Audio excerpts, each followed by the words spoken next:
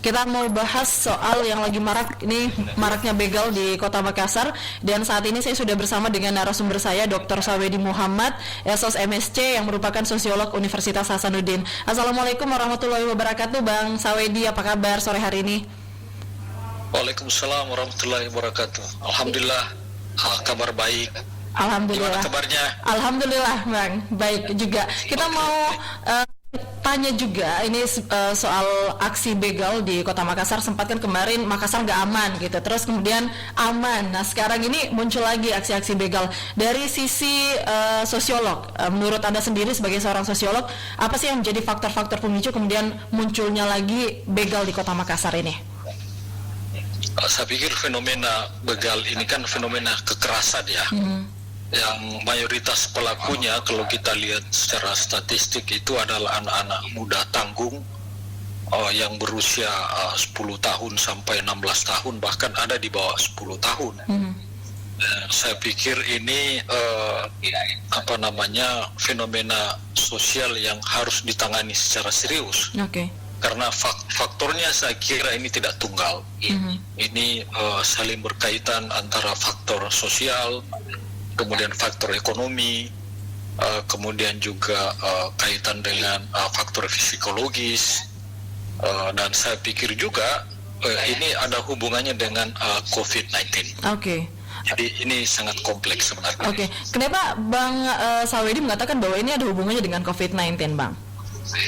Ya, yang pertama kalau kita lihat ya, selama kurang lebih 2 tahun terakhir ini, selama COVID-19, itu kan banyak sekali hal-hal yang dulunya dilakukan secara normal sebelum pandemi, itu kan akhirnya harus dibatasi.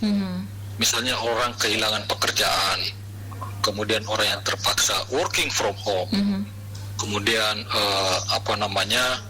banyak orang-orang yang tadinya bisa maksimal sosialisasinya ke berbagai individu lainnya atau masyarakat secara umum tiba-tiba harus dibatasi, dan itu menimbulkan goncangan secara ekonomi karena menimbulkan banyak pengangguran. Kemudian juga ada persoalan psikologis karena orang sudah tidak bisa lagi berinteraksi dengan orang lainnya. Kemudian juga itu menimbulkan fenomena yang bisa mengarah ke kekerasan karena frustrasi, dan itu terbukti dari data statistik menunjukkan bahwa angka kekerasan dalam rumah tangga, domestic violence, selama COVID-19 itu meningkat cukup tajam. Karena kenapa? Banyak sekali persoalan-persoalan domestik yang terjadi di masa COVID-19 ini tadi. Baik. Nah, bicara soal geng motor yang identik dengan tindakan kriminal, selain aparat keamanan, baik polisi maupun juga TNI, seperti itu, Bang. Kemudian siapa saja sih yang harusnya berperan untuk melawan begal di Kota Makassar ini? Ini yang cukup menarik karena kalau kita melihat beberapa analisis di media itu seolah-olah yang bertanggung jawab ini hanya kepolisian atau pemerintah Kota Makassar, ya kan, atau menyalahkan pihak-pihak tertentu seperti orang tua. Menurut saya sebuah elemen masyarakat ini berkontribusi terhadap munculnya fenomena kekerasan anak-anak muda ini. Olehnya itu, ya akar masalahnya kan juga tidak tunggal, pelakunya juga banyak. Jadi tidak ada jalan lain kecuali harus menggunakan model-model yang integrated. Jadi di situ ada peran orang tua tentunya, terus peran neighborhood itu tetangga, kemudian juga terutama RT RW ya, kemudian juga peran sekolah, kemudian juga peran aparat keamanan, kemudian juga peran pemerintah kota. Jadi tidak bisa kita menyalahkan satu aktor secara dominan bahwa ini nih karena pemerintah kota, ini nih karena aparat keamanan, itu nggak bisa, karena penyebab atau akar masalahnya ini tidak tunggal gitu. Berarti semuanya harus bersinergi ya, Bang ya? Semua harus bersinergi. Sama dengan beberapa kali saya diwawancarai tentang masalah balapan liar misalnya.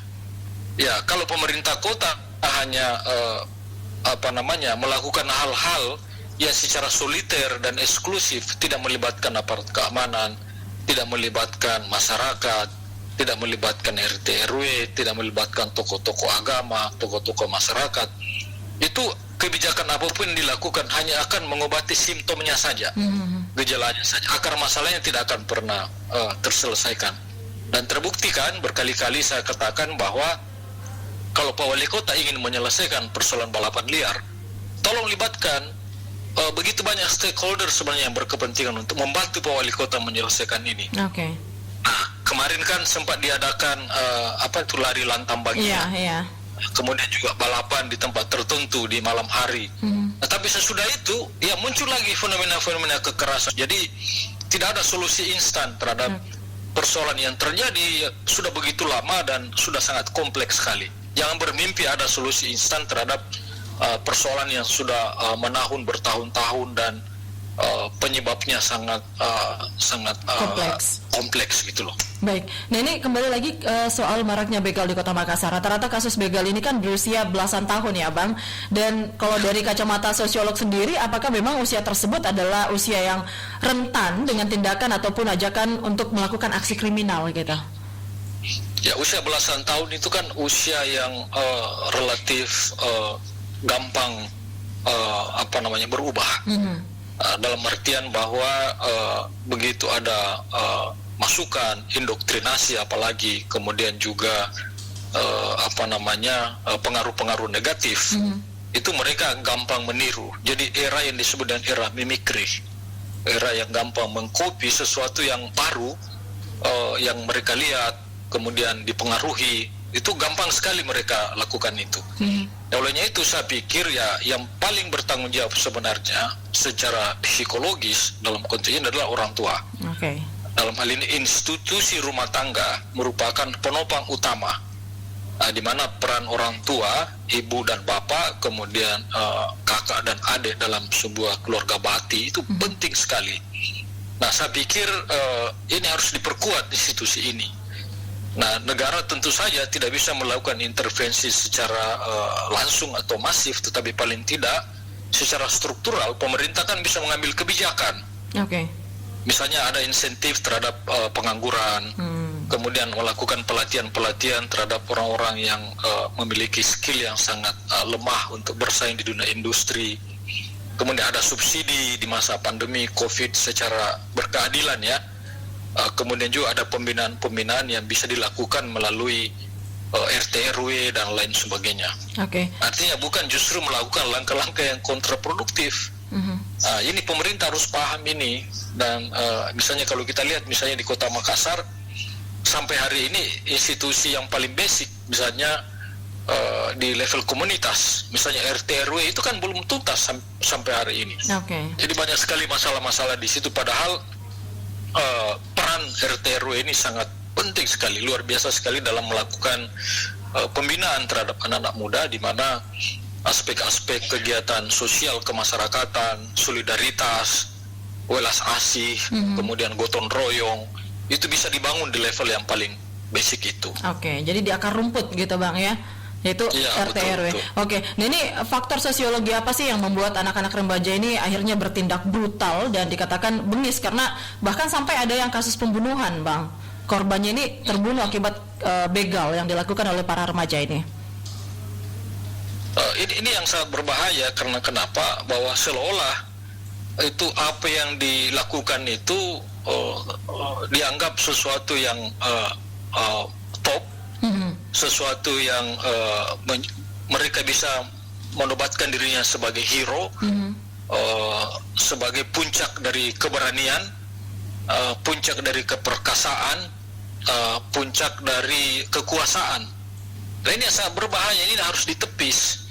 Olehnya itu tidak ada jalan lain. Yang pertama saya pikir tadi itu institusi keluarga, terus yang kedua penegakan hukum, kemudian pemerintah harus melakukan pembinaan secara serius dan harus masif dan benar-benar serius gitu loh. Karena ya selama ini yang saya perhatikan itu belum ada program-program yang real yang dilakukan baik oleh aparat keamanan, seolah-olah ini business as usual. Kemudian pemerintah, dalam hal ini pemerintah kota ya, kita tidak melihat bahwa ada upaya-upaya yang benar-benar berupa crash program dalam jangka pendek, kemudian juga ada perencanaan jangka menengah dan perencanaan jangka panjang untuk mengatasi masalah ini. Kita belum pernah melihat secara sistematis program-program apa yang dilakukan. Nah, saran saya kalau perlu ini harus ada task force khusus nih dalam waktu yang sangat mendesak ini. Misalnya ada tim bersama yang dibentuk oleh pemerintah kota, kemudian kepolisian, kemudian tokoh-tokoh masyarakat, LSM, bahkan mungkin perguruan tinggi untuk terlibat. Dan bisa saja dalam jangka pendek itu ada berupa crash program yang dilakukan. Kemudian dalam jangka menengah misalnya ada penelitian-penelitian yang bisa dilakukan oleh perguruan tinggi. Ini apa sih akar masalah dari kekerasan anak-anak muda yang dilakukan di usia tanggung ini. Kemudian tentu dalam jangka panjang tadi itu pembinaan institusi keluarga, terus pemberdayaan RT RW, kemudian organisasi-organisasi kepemudaan, kemudian kegiatan-kegiatan olahraga, kemudian penyiapan ruang publik yang representatif bagi anak-anak muda. Karena kita melihat juga bahwa anak-anak muda cenderung berkelompok seperti itu, bahkan mengarah ke persekongkolan yang sangat negatif, karena ruang-ruang publik yang bisa mengantar mereka ke kegiatan-kegiatan positif itu ya itu sangat minim sekali di Kota Makassar ini. Jadi fasilitas olahraga yang ya itu sangat tidak memadai, gelanggang olahraga yang yang tidak representatif, kemudian juga pusat-pusat kegiatan anak-anak muda, public space, ruang-ruang publik yang tidak lagi bisa diakses secara bebas. Mau tidak mau mereka harus lari ke mal-mal, pusat perbelanjaan, tapi tidak semua orang mampu untuk membayar masuk ke mall, terus masuk ke pusat-pusat perbelanjaan atau nongkrong di kafe-kafe, karena itu memakan ongkos semua.